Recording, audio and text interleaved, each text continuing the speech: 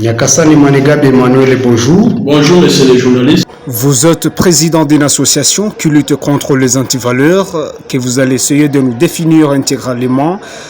En cette période post-électorale, les effets électoraux continuent d'être une actualité en RDC. Quelle est votre observation? Merci, monsieur le journaliste. Comme vous venez de le dire, je préside le conseil d'administration de l'association Union pour le progrès et la lutte contre les antivaleurs.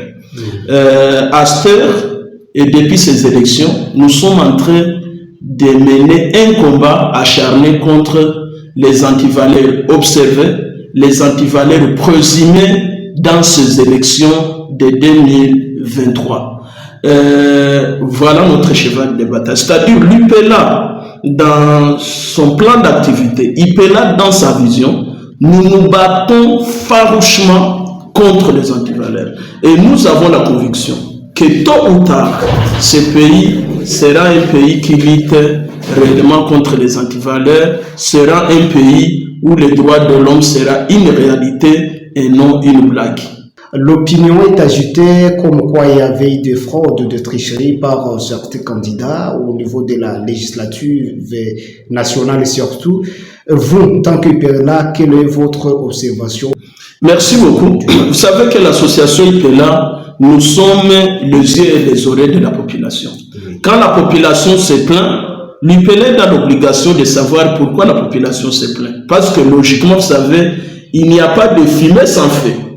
Nous avons écrit, la première lettre que nous avons écrite au président de la CENI. Il a accusé réception à Kinshasa, où nous montrons tout ce qui s'est passé dans la ville de Goma. La population a cité beaucoup de noms. Il y a des honorables députés attrapés là. Il y a même des jeunes qui ont marché ici contre l'honorable Patrick Mounion. Et malheureusement, ces gens accusés n'ont même pas fait de communiquer, dire voilà, nous sommes accusés gratuitement. Non.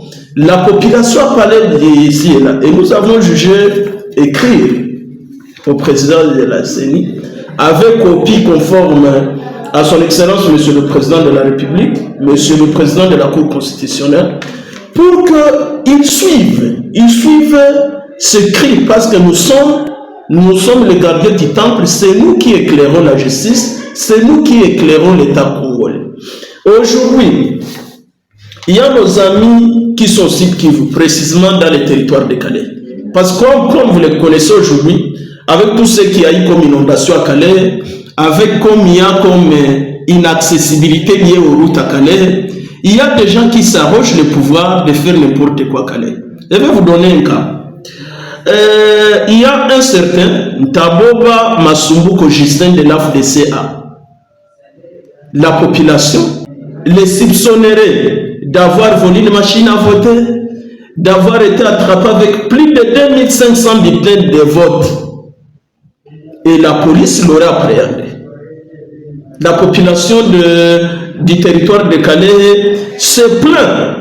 Et quand la population se plaint comme ça, il faut que les amis de la CENI viennent enquêter et se rassurer, est-ce que les gens se plaignent sachant pourquoi ils se plaignent. Et je vais vous dire que même on a cité les écoles, précisément à Kalonge, particulièrement à Lepe-Bumoga, Chibinda, Rambwe, Chifunzi. La population a crié. Il y a l'honorable Vital Mouhi, le deuxième vice-président de l'Assemblée nationale. La population le cite au travers d'une radio communautaire qu'il a initiée à Kalonge. Il semblerait, j'insiste, il semblerait, c'est à la CENI de faire des enquêtes sérieuses, c'est à la justice de faire des enquêtes sérieuses. Il serait cité, son collaborateur là, serait attrapé aussi avec une machine à voter.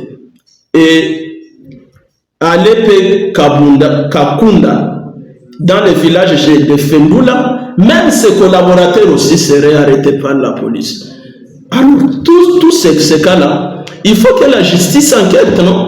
Quand déjà la population se plaint, il y a un adage qui dit, monsieur les journalistes, quand vous êtes accusé de sorcier, quand vous êtes accusé de voleur, vous l'êtes à moitié. C'est à la justice de faire des enquêtes et de voir comment ils vont soit les blanchir ou les inquiéter. Nous avons M. Gaboye Kamoutou Lameda dans le village de Tchaminou. Lui aussi a été accusé dans le même cas. Dans le même cas. Et tout cela a été corroboré. Parce que nous travaillons, comme vous savez, l'IPELA travaille avec la société civile, l'IPELA travaille avec la population dans la globalité, mais aussi avec des médias qui vous aident. Ces faits ont été corroborés par M.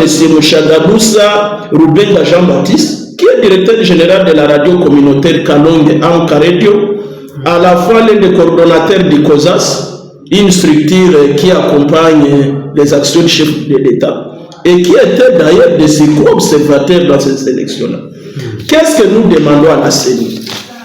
D'abord, je tiens à le féliciter pour les seuls faits qu'elle est en train de contribuer à la fin du régime des intouchables.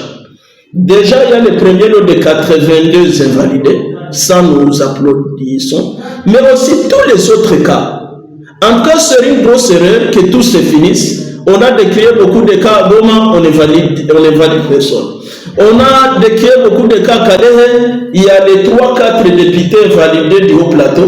Mais il faut qu'on descende, non?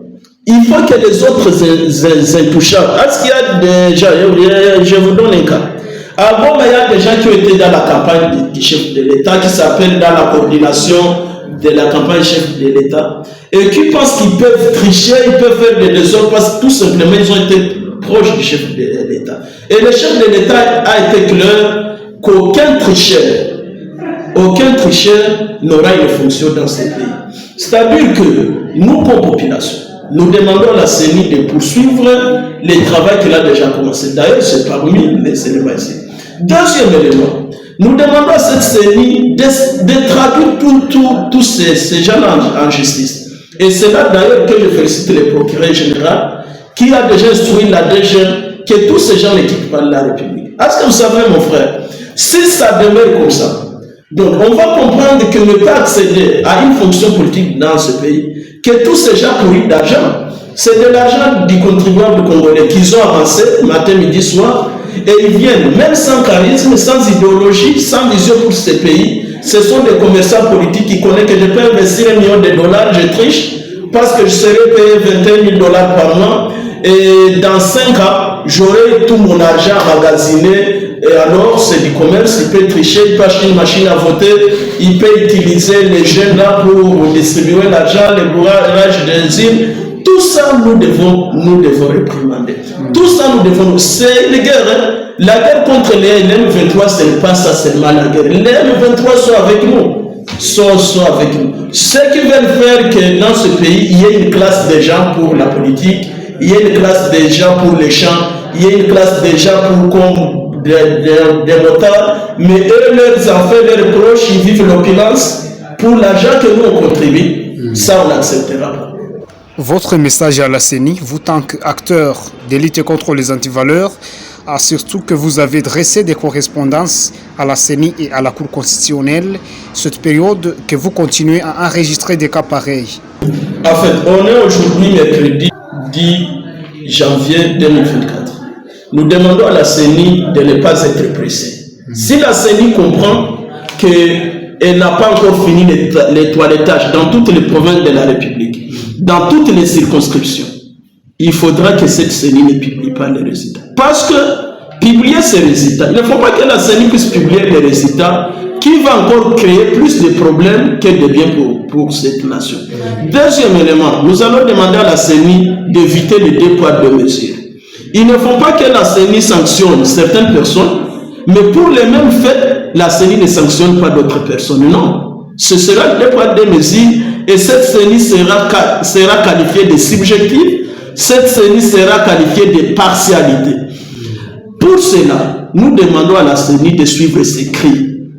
Parce que si la CENI se donne aussi le courage de publier les gens dont on a décrié les incapacités, dont on a décrié les mal, qu'est-ce que nous ferons?